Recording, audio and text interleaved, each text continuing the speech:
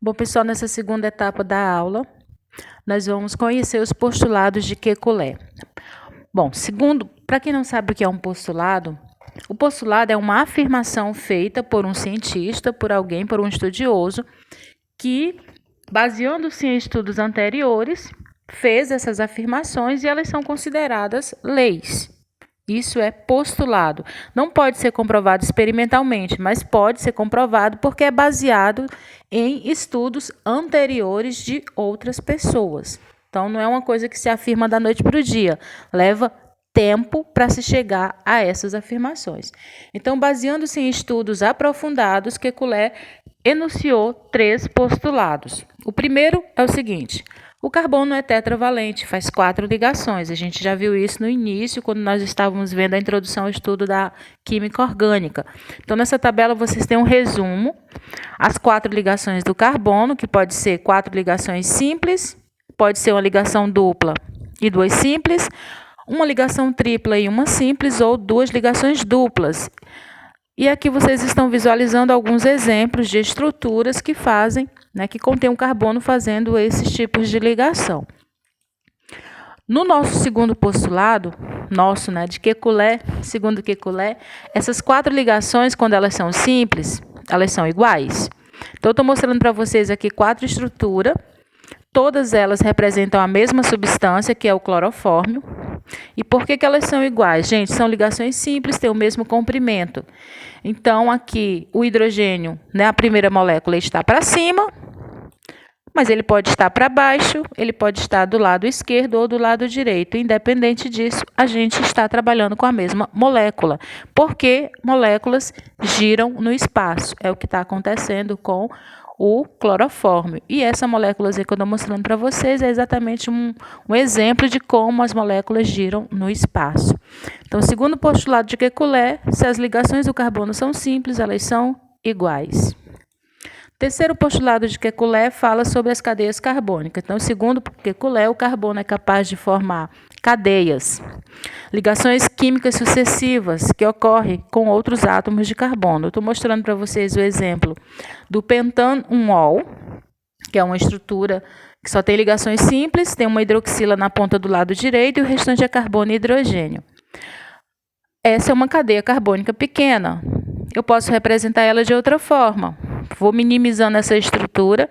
Se vocês analisarem da esquerda para a direita, o grupo hidroxila OH, em seguida vem CH2, aqui, depois o terceiro CH2 aqui do lado, o quarto CH2 e no fim CH3 aqui. Então, eu escondi a ligação do hidrogênio-carbono.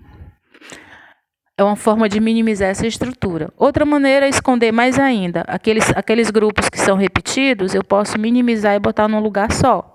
Então, aqui eu botei o CH3. Aí, CH2, eu botei num colchete, 1, 2, 3, botei um 3 aqui fora. Tá dizendo que aqui dentro tem 3 grupos CH2, que é exatamente esses aqui que eu escondi, minimizei. O quinto CH2 eu botei aqui. Quinto carbono com seus 2 hidrogênios e a hidroxila eu repeti. É outra forma de representar a mesma estrutura do pentanol. E posso minimizar mais ainda, escondendo todos os carbonos e os hidrogênios, deixando a amostra só o grupo hidroxila. E cada pontinha desse zigue-zague aqui é um carbono. Então, analisa aqui. É da hidroxila, da direita para a esquerda. O primeiro pontinho aqui do zigue-zague é o primeiro CH2.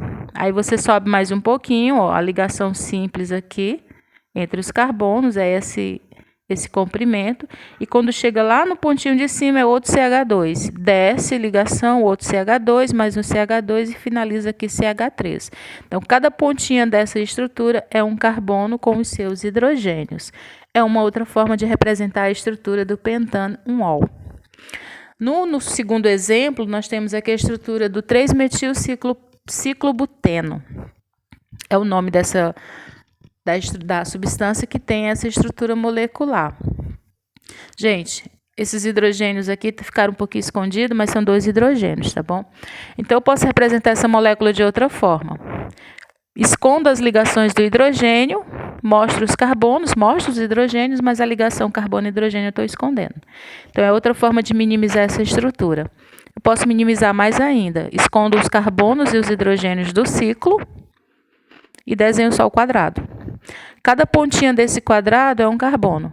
Então, da direita para a esquerda, lá do carbono onde tem o CH3 aqui, ó, ligado a ele, você vai da direita para a esquerda um carbono CH, que é esse aqui.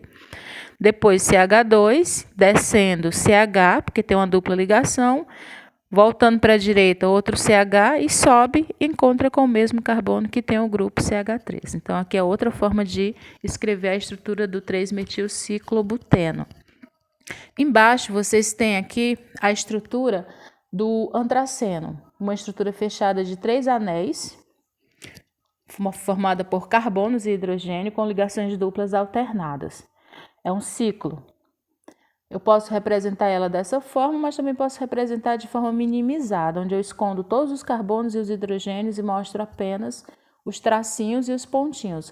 Os traços laterais são as ligações entre os carbonos e cada pontinho da figura é um carbono. Então, aqui você tem no total, ó, no primeiro anel são 6, com mais 4 carbono do outro anel, 10.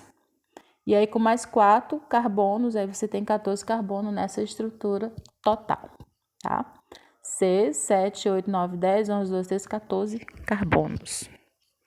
Essas são formas diferentes de simplificar as estruturas ou as cadeias carbônicas. Vamos avançar aqui um pouquinho. Cada estrutura dessa recebe um nome. Então, fórmula estrutural plana é quando você mostra todo mundo, incluindo as ligações. Então, eu tenho aqui o exemplo do éter dietílico. Então, aqui é fórmula estrutural plana, o primeiro tipo de mostrar a estrutura da cadeia carbônica. Segunda forma é a fórmula estrutural condensada, onde eu escondo as ligações, mas mostro todos os átomos na sequência, como eles estão ligados, obedecendo a sequência da cadeia carbônica. Se vocês observarem, CH3, CH2, oxigênio, CH2, CH3, é exatamente o que acontece na estrutura aberta, estrutura plana. Outra forma de representar a mesma substância é a estrutura parcialmente condensada ou simplificada. Nesse desenho, eu estou mostrando só a ligação entre os carbonos e a ligação entre o carbono e o oxigênio, que é aqui o oxigênio do meio. As ligações entre carbono e hidrogênio, na estrutura, na representação 3, elas estão sendo omitidas. Detalhe, pessoal, você pode, no início aqui da esquerda, você pode escrever CH3 ou H3C, mas lá do lado direito sempre finaliza com CH3, tá bom? Outra forma de representar é a forma de bastão, também chamada de bond line, que é quando você esconde todos os carbonos e hidrogênios, mostra só os traços. Se tiver um átomo diferente de carbono e hidrogênio, você tem obrigatoriamente que mostrar, mas os carbonos e os hidrogênios você esconde. Então, aqui a gente tem do lado da direita para a esquerda, partindo do oxigênio, 2 carbonos, 1, 2. Do oxigênio, seguindo para a direita, 1, 2, 2 carbonos. Ou seja, é a mesma estrutura que está sendo representada no desenho 1. Outra forma de representar essa mesma substância é a fórmula molecular. Essa a gente quase não vai usar porque ela é mais utilizada para cálculos estequiométricos, onde nós trabalhamos com a massa molar dos átomos ou da molécula.